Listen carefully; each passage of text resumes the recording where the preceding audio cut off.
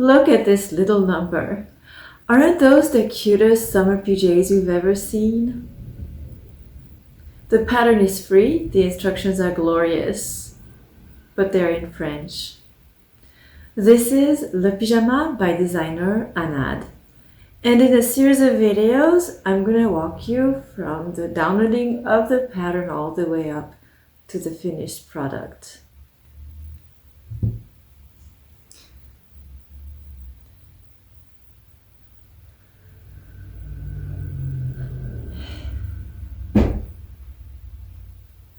Hi, I'm Agnès. Welcome to my Click channel. I make videos for fun, and I am looking really forward to making those pajamas. To begin, I will point you to the description where I've put the link where you can get the free pattern. As I've mentioned, the designer is French. The website is going to be in French, but I think you can find the button. I think most browsers nowadays have a translate button that you can use. You will then receive a zip file. The archive contains folders with a pattern to print, and I will talk about which one to select. You got options. And then you will also see two PDF documents. One is longer and it's got all the details. We'll walk through that document. And then the other is shorter. We'll start with that one. The fiche pratique has instructions on how to print the pattern and assemble the PDF pattern. And also on the last page of it, I want to start with that because there's some key information. Number one, a 1 centimeter seam allowance is included on all of the pattern pieces. That's a 3/8 of an inch. Pretty standard, but good to know. Number two, they talk about the straight of grain and how they have arrows on the pattern paper to help you align that with the straight of grain of the fabric. Also pretty standard. And number three, they talk about the tick marks that you're seeing on some of the pattern pieces that are meant to help with aligning. So now let's talk about which files to print, because you get those multiple folders, and in each folder you've got multiple files.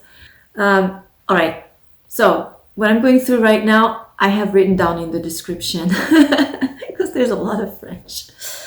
So you want to open the folder Patron PDF, and you will find two folders and one document. The one document is an A0 format. This prints the pattern. If you don't know, it prints the pattern on one giant sheet of paper. So I know some professionals would do that, but if you're using your printer at home, not what you want. So you're seeing two folders, and these will print on smaller paper. One says Avec marges and the other says sans marges. The Avec marges is the one you want if you're using your printer at home. This will include margins. And when you're printing, make sure to select actual size. If you're, well, I'm making assumptions. You could be speaking English and be using the metric system. But in the US, we don't use A4 paper. We use letter. It's called letter size. And letter size is a little shorter than it's a little shorter than A4 and a little wider. So if you use shrink to page, your pattern will be resized, which is not what you want. So you want to say actual size, and once you print the pattern, they have that's standard too. There's a triangle. I don't know. I can't get my shape straight. A square, 5 centimeter by 5 centimeter on the side that you can measure to make sure. It'll be handy to have a ruler that has centimeters for this project.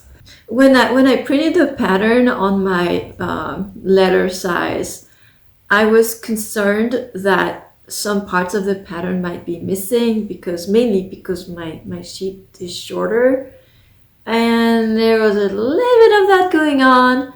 But really not a lot. I think it had enough of top and bottom margins that took care of that 2 centimeter difference that you have between A4 and letter. All right, then you have one more choice to make. Once you've navigated to that magic folder that will print on normal size paper with margins, you will see Toutes, Taille, and Taille au choix. And here I've learned something really cool. I like it. I like the Taille au choix. If you go to the Toutes Taille is the easy thing to do. It will print what all of the PDF patterns I had dealt with until now. It'll print everything. And then when you're cutting, you got to follow the legend and cut what, the size that you need. And that can get really confusing. So what the other file is a more sophisticated file, the Taille au choix. There's a caveat, you need to open that in Acrobat Reader. But I think most computers have that. I happen to be using mostly Linux, and so that's the one OS I think where you can't do that. But I have access to Windows computer, so I did that. The Taille au choix allows you to, as the name suggests, a choice of sizes. So it allows you to select the size or maybe the couple sizes that would apply to you. And then you get a printout that's less cluttered. So let's talk about the size selection. What should you choose? You will find the table of sizes on page 9 of the Livret d'instruction. The units, of course, are centimeters. The measurements given are top to bottom, the chest, the waist, and the hips. Pretty standard. The instructions advise that you use your chest measurement for the top and your waist measurement for the shorts. I opened the file with Adobe Acrobat Reader. So on the first page we've got the size listing, and if you're printing all of the sizes you'd be using the legend to identify your size. But there's a way to have Adobe select only what you need.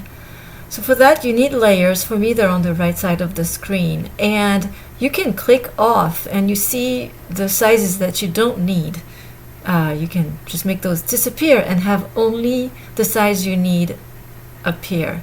Info, you want to keep that. On page 5 of the same document, there's a useful table listing the ease, aisance, for the top. So at the chest is pretty fitted with a little under 2 inches of ease. At the waist and the hips, you've got 4 inches. So for me, this will work. I'll just take the chest. My waist is up a size compared to my chest size, but this is enough ease. If you're much bigger around the waist and the hips, you can modify. You'll have to modify the design of those PJs. You probably want a top that flares out. That one is straight down. So there's a lot more handy information in that document. On page 10, there is a guide of how much fabric to buy. And on page 11, we've got proposed layouts. The droit fil, as you might guess, is the straight of grain. Lisière, salvage edge. I don't think I'm going to follow their recommendations for the fabric amount. For the smallest sizes, which is what I'll be cutting, they recommend a total of 140 centimeters, about 1.5 yards. And I only have 1 yard of fabric. I do have some extra for a separate piece of fabric for the facing. So we'll see how that goes. The cutting layout just seems quite wasteful to me. Yeah, they do cut twice for the lining, and so this is all the pieces that you need for the shorts and the top, and there's all that extra fabric left here. So I'll see how it goes, if I can get my pieces to fit on the fabric that I've got. Something interesting is on page 12, adjustments. They walk us through some long and short torso adjustments.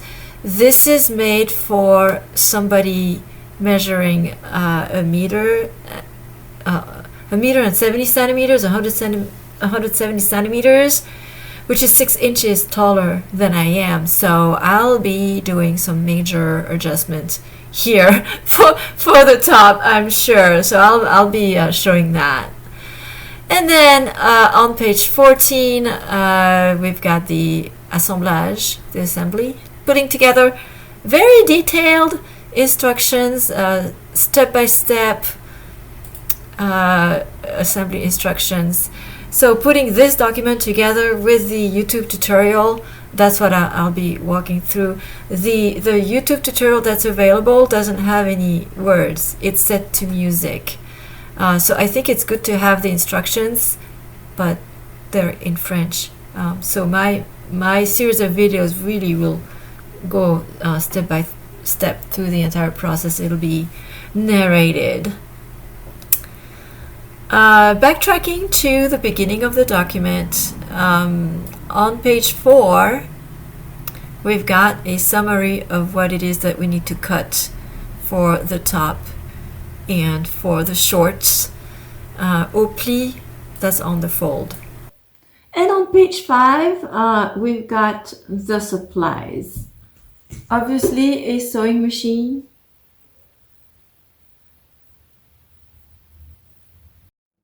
and the fabric. So in my case, I have some matching fabric. I only have 1 yard of this, and I feel that it's not going to be quite enough. But I think if I put the facing on this half a yard of fabric here, it might work. So between the two pieces, I have 1.5 yards. So I just need to decide how to coordinate all of that. And then we also need bias tape. So 70 centimeter long by 3 centimeter wide. So I'm going to see, when you're sewing, you think you assemble your supplies and you're going to just follow that. And I don't know about you, but I rarely do. So I went through my stash and I have options. And then you want a 3 centimeter wide elastic band for the waist. Mine is probably only 2 centimeters, but again, I went through my stash. This came from luggage, actually. And then you want it to be the circumference of your waist plus 4 centimeters. Again, I'm fudging this because that really depends on how flexible your elastic is. This is pretty flexible, so typically I just do a fitting when deciding how much elastic to use. And that's it. Next time, we dive in. Thank you for watching. If you enjoyed this video, don't forget to give it a like.